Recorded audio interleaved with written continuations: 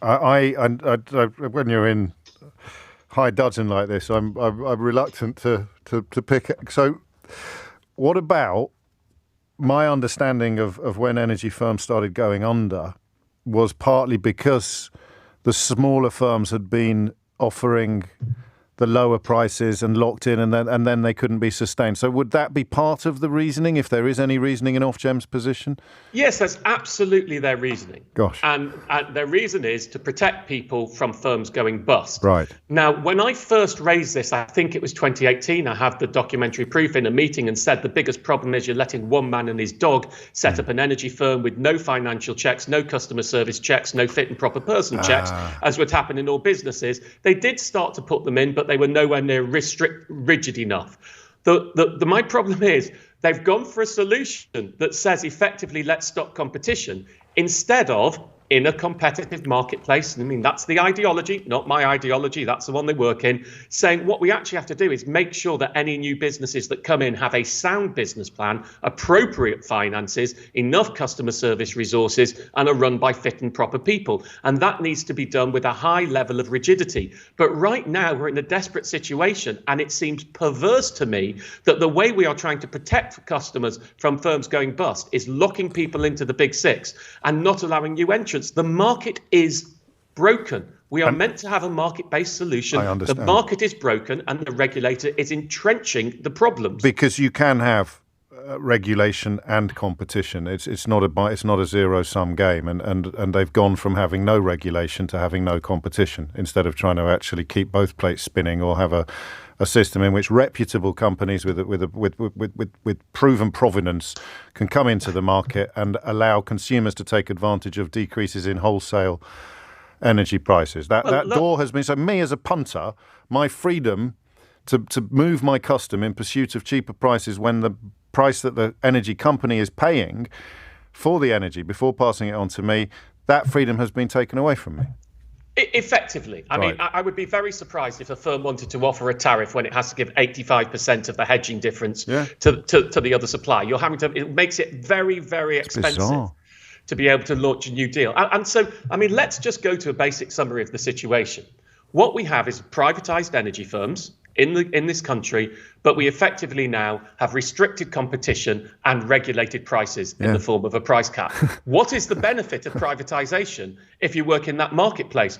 You know, there's an argument for having nationalized energy firms that we run it that way. There's an argument for having market competition firms where we run it and we have differentials and they compete to offer the best deal.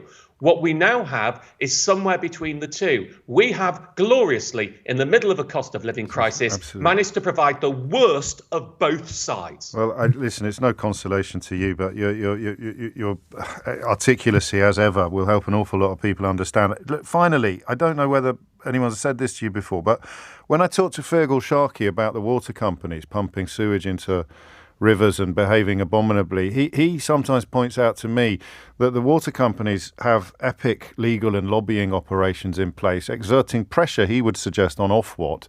Is that part of the problem here, do you think? Do you think that Ofgem is simply having too many lunches with representations of the energy industry? I don't understand how anybody could look at this sector and think, I'm going to listen to him and I'm not going to listen to Martin Lewis. So why do you think that's happening?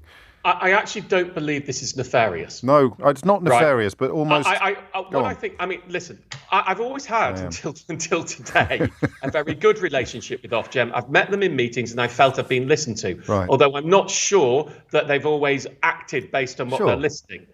And they don't need to. My suspicion is what's happened here is the government is smarting from the enormous bills it's had to pay from firms going bust. Now, we all pay for firms that have gone bust. But in the firms of one of the reasons our bills are higher and our standing charges ridiculously have been increased. I mean, here we are trying to have a greener world. And what have we done? We've lobbied most of the cost on energy on having the fact that you've got an energy supply as opposed to how much you use. Yeah. Surely you should do it on how much you use, not on the fact that you've got an energy supply. But that's the sideline. But I think what's happened here is the government has an enormous bill because of bulb. Now, Bulb was the biggest supplier that went bust. It was too big for any firm to take over its customers, so it had to go into special administration, which is like a normal administration, but they're also one of the administrators' charges is looking after customers. And that is costing the government billions. Right. My suspicion is what's happened here is pressure has been put on to say we must not get in a situation like that again. And so all of the policies that are being put in place are trying to restrict future government liability. I don't think we've done it the right way, and I think we're doing it at the cost of consumers. It's panic measure, essentially.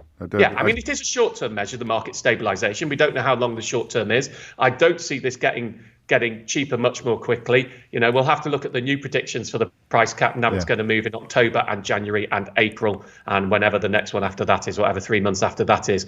But I mean, certainly prices are going to go up substantially in October. Probably £600 on a typical bill. I suspect they'll be roughly stable the following January, right, and they will drop next April, but they will still be higher than they are now next April. So, I mean, and the whole of the Chancellor's plan to, the £200 loan, not loan, was thinking it'd get cheaper next April. Yeah. Well, it'll be cheaper than it will be in October, but it'll be more expensive than now, and then they're going to add other costs on top of bills. I mean, I'm moderating my language from this morning. I'm grateful. It is a disaster that is selling consumers down the river. Martin, it almost feels inappropriate to say thank you, but thank you. Anyway, and I will finish by saying, I often say, in these times of high stress, when you're talking to people at energy companies and their customer service staff, we must always be polite. And I broke that rule when I spoke to the staff of Ofgem today. And I am generally, this isn't a political point. No. I was wrong to do that. I am sorry. That is not setting a good example. I have written a formal apology to them. I'll be making a donation to National Energy Action as reparations, and losing our rag is not the right thing to do, and I feel slightly ashamed of myself. Worth saying that when I'm here too. I believe the technical term, Martin Lewis, you are a mensch. Thank you. Don't feel it today. But you are. Look after yourself. Martin Lewis there, expressing, I think, a clear intellectual and emotional opposition to the measures taken today by the energy regulator to address just one element of the cost of living crisis. Of course, if you are struggling to pay your energy bills, you could always just go out and get a better paid job.